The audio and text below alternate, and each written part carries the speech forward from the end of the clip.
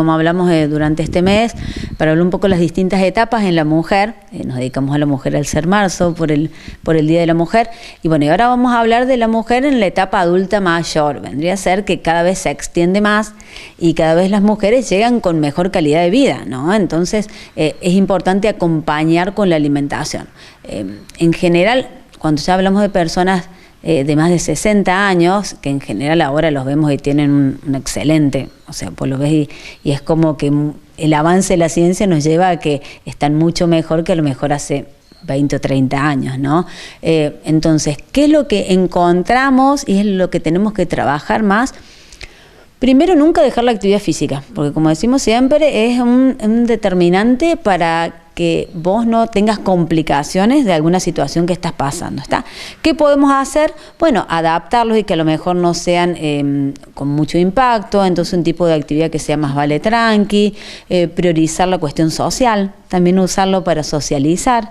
También es un buen momento para empezar danzas o algún tipo de actividad que significa estar en movimiento, que nos llevan a estar activos, pero que no sea tan brusco ni que necesitemos a lo mejor algún tipo de actividad que nos pueda llegar a condicionar o a dañar algún tipo de las articulaciones o que no sea cómodo para la persona.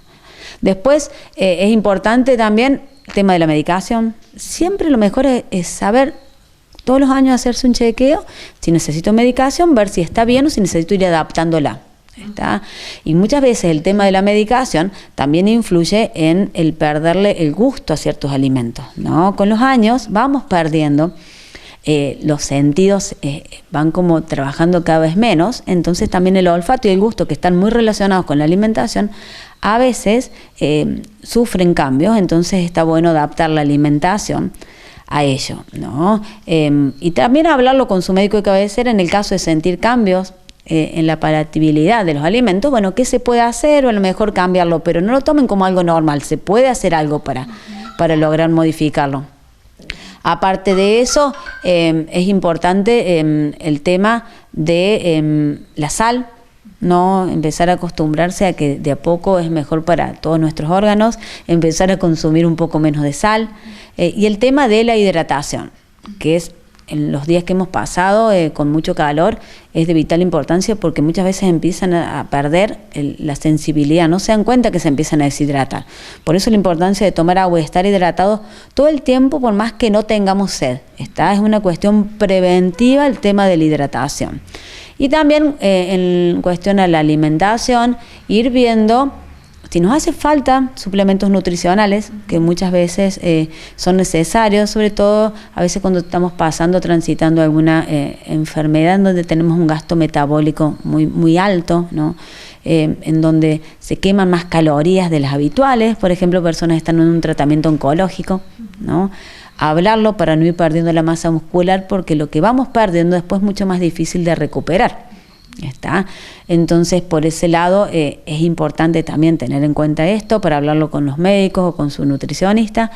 Y el tema de a veces ir cambiando la forma en que se preparan los alimentos, ¿no? Por una cuestión de la masticación. Entonces, ¿qué es lo importante? Seguir una alimentación equilibrada, pero adaptar la forma en que se prepara, ¿no? Viste como cuando uno nos interna en una clínica que empezamos con blando sin carne, blando con carne, o sea, empieza a ser, son alimentos de buena calidad nutricional, lo que se modifica es la forma en que se prepara, ¿no?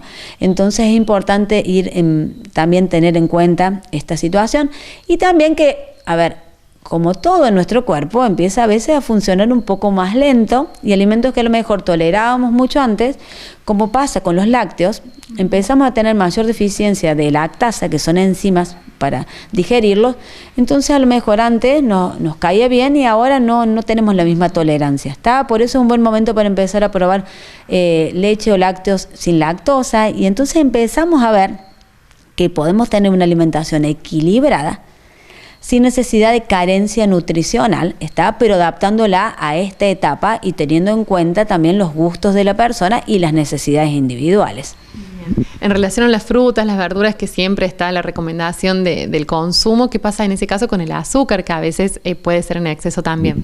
Sí, el tema del azúcar o calorías vacías, que es el gran problema que tenemos en todas las edades, ¿no? Priorizar, como hablamos siempre, igual que cualquier persona que se alimenta de manera equilibrada, lo más importante es empezar a tener en cuenta el tema del azúcar.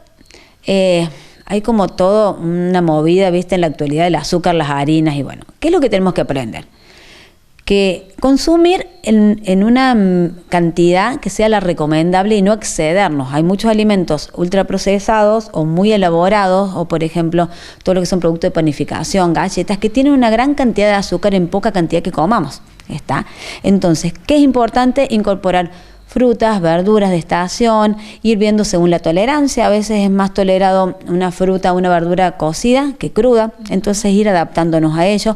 ¿Por qué? También por la incorporación de fibra. En este tipo de alimentos nosotros incorporamos hidratos de carbono de buena calidad, que son los que tienen las frutas y las verduras, que tienen hidratos de carbono, pero no se compara con lo que es un azúcar refinado, que es el que consumimos a diario y es lo que nos enferma. ¿Está?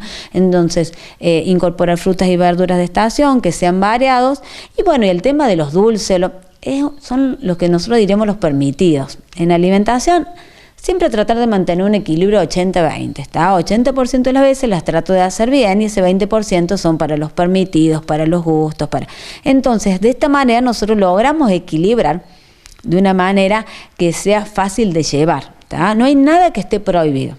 Sí hay alimentos que están más limitados que otros.